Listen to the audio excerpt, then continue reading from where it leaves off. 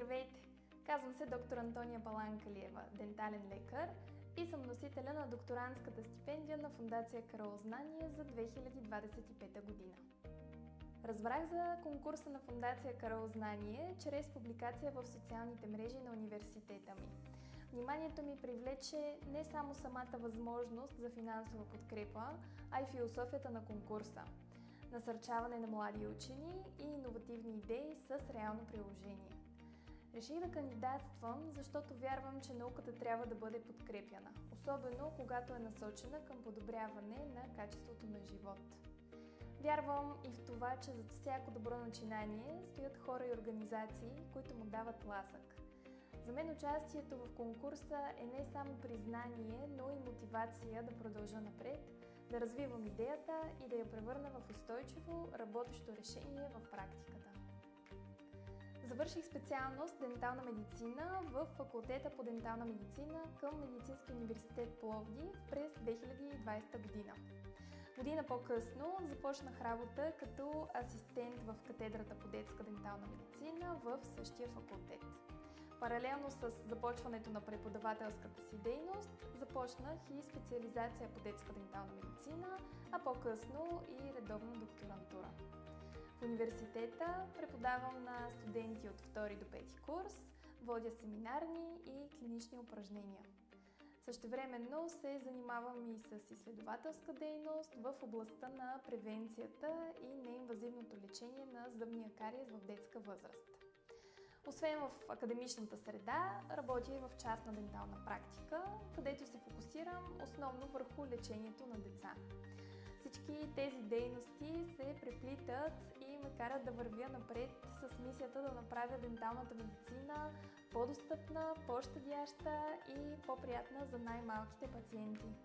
Освен научната и клиничната дейност, активно се ангажирам с промотиране на детското орално здраве чрез различни инициативи и образователни кампании. Провеждам лекции, срещи, демонстрации, както в училище и детски градини, така и в рамките на университетски събития. Целта ми е не само да лекувам кариесите, но и да ги предотвратявам чрез информираност, изграждане на правилни навици и намаляване на страха от зъболекаря още в ранна детска възраст. Вярвам, че здравето на детските зъби започва с образование, доверие и навременна грижа. И именно това се опитвам да предам на всяко дете и родител, с които се срещам. Имам удоволствието да ви представя проекта, върху който работя в рамките на моята дисертация. Темата, с която се занимавам, е насочена към едно от най-сериозните предизвикателства в съвременната детска дентална медицина, а именно ранното овладяване на зъбния кариес с минимално инвазивни и щадящи средства. Моят научен ръководител е професор доктор Ани Белчева, утвърден експерт в детската дентална медицина и вдъхновяващ ментор, чиято подкрепа и експертиза са от решаващо значение за реализацията на идеята. Здравейте! Казвам се Ани Белчева. Аз съм професор в катедрата по детска дентална медицина и съм неин ръководител от 2020 година. Искам да разкажа малко повече за нашата катедра и за факултета по дентална медицина в Пловдив.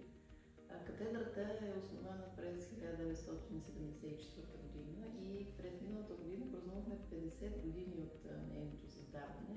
Това е една катедра с богата история, с много известни преподаватели, с богато развитие, както от към кариерна гледна точка, така и от възможности за научно развитие, които дава на всички работещи в катедрата. Като колектив имаме 20 човека, асистенти, хабилитирани лица, преподаватели и 10 медицински сестри, както и хигиенисти.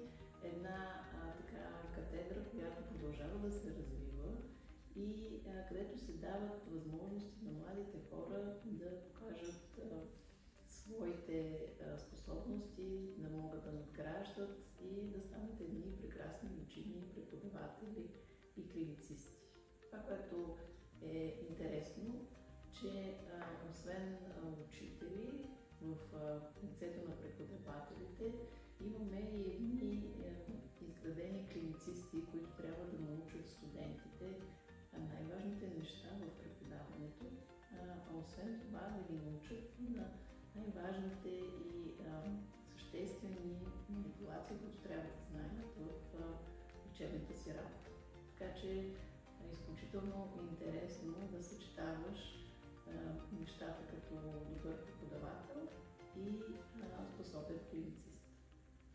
В тази връзка искам да кажа за нашите млади колеги, докторанти, които към момента са 6 на брой, 3 редовни докторанти, 3 на свободна практика, които са поели по този труден път на науката и които, изграждайки себе си, помагат да се изгражда, да се развива нашата институция като такава. Медицинския университет Пловдив също има една богата история. Тази година празнуваме 80 години от създаването на Медицинския университет и с годините той се е доказал като място, където се развива не само науката, не само критичната дейност, но и е запазен духът на академизма и всички негови форми, които показват различието, показват една нова визия на този университет. Друго нещо, което искам да споделя, това са възможностите, които университета дава за участие в различни проекти за реализация на нашите млади преподаватели, асистенти, докторанти и искам да изкажа своята голяма удовлетвореност за възможностите, които бизнесът дава, за да се реализират тези млади хора и на пазара. Защото това е още едно доказателство за това, че те имат качества и за това, че могат да ги прилагат и да бъдат наистина успешни. Тук е мястото да споделя своята удовлетвореност от наградата и въобще от целият конкурс, който е направен за докторанти, за млади специалисти, за редовни докторанти. И това е наградата Кръвознание, която беше спечелена тази година от доктор Антония Паланкалиева като редовен докторант в нашата катедра.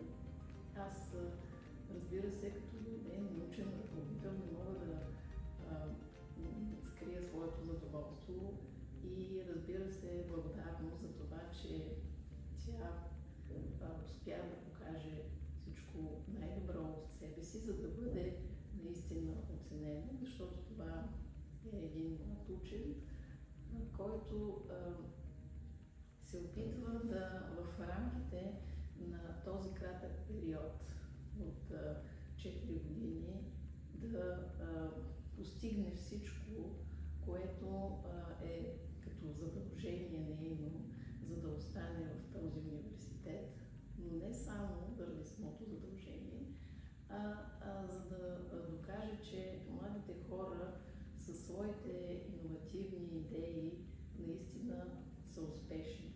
И да докаже, че когато човек върши работата си с желание, с ентусиазъм, когато намира правилните колективи, защото работата в колектив винаги е много интересна и винаги е много по-значима, тогава успехът не закъснява. Затова аз искам да благодаря на организаторите, че дават тази възможност, че дават такава възможност на всички тези млади хора да се изявят, да покажат себе си и най-вече да се развиват. Защо избрах точно тази тема? Отговорът е много прост, но и много тревожен. Според последните данни от Националната програма за профилактика на оралните заболявания, над 96% от децата в България до 18 годишна възраст страдат поне от един кариес. Това е почти всяко дете. Особено тежка е ситуацията при децата с временни зъби. Там кариесите се развиват бързо, обхващат множество зъби и често водят до болка, инфекции, хранителни и говорни затруднения, както и значително понижаване на самочувствието. И тук идва въпроса: можем ли да реагираме по-рано? Можем ли да предотвратим прогресията на кариеса още в началния стадий, без да стигаме до зъболекарската машинка и болката? Отговорът според мен е да. Съвременната дентална медицина се развива в посока на минимално инвазивни и биосъвместими подходи. Именно в тази философия се вписва и моя проектодисертационен труд. Целта на моята дисертация е да сравня два продукта. 38% сребрен диамин флуорид или SDF, който вече се използва клинично, и 5% наносребрен флуорид, който ние синтезирахме в нашия университет лабораторно чрез зелен метод с използване на екстракт от зелен чай. Този нов продукт съдържа наносребърни частици, които му придават уникални антимикробни и реминерализиращи свойства. В същото време той няма основния недостатък на сребърния диамин флуорид, а именно неприятно черно отцветяване на зъбите. Това го прави приложим дори и при предни зъби.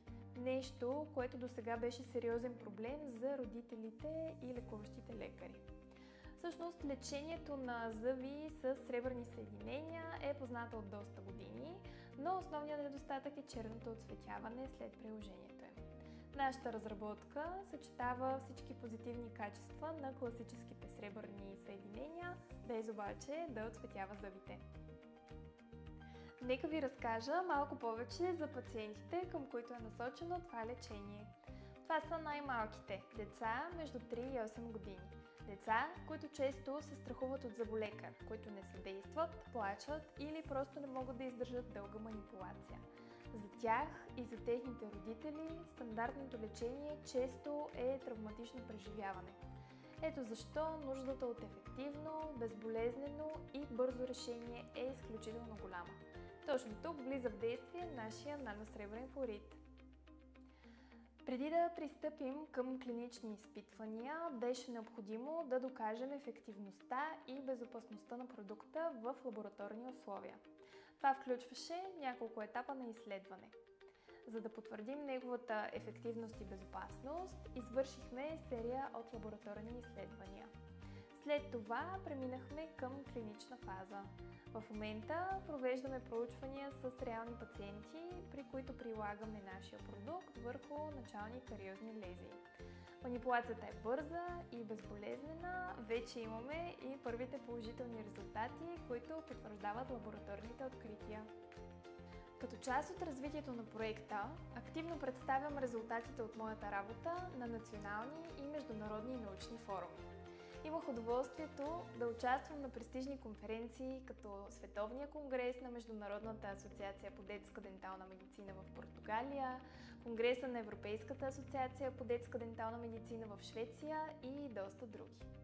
Тези участия не само ми дадоха възможност да споделя научните си постижения, но и ми позволиха да получа обратна връзка от водещи специалисти в областта, да създам професионални контакти и да сверя своя труд с световните тенденции в детската дентална медицина.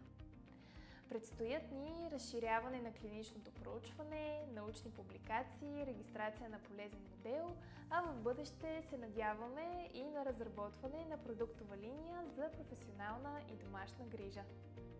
Вярвам, че този проект има потенциал да трансформира подхода към лечението на кариес в ранна детска възраст по начин, който е научно обоснован, щадящ за пациента и отговорен към природата. И тук е момента да изкажа своята искрена благодарност към всички мои колеги от Медицинския университет Пловдив, които допринесоха за осъществяването на тази идея. Без тяхната подкрепа, опит и знания този проект нямаше да бъде възможен. Работата в екип е в основата на всяко значимо научно постижение и аз съм истински щастлива, че съм част от такъв отдаден и професионален колектив. Благодаря и на Фондация Крол Знание, че всяка година подкрепят младите учени в България. Благодарение на тях имаме възможност да разгърнем потенциала си.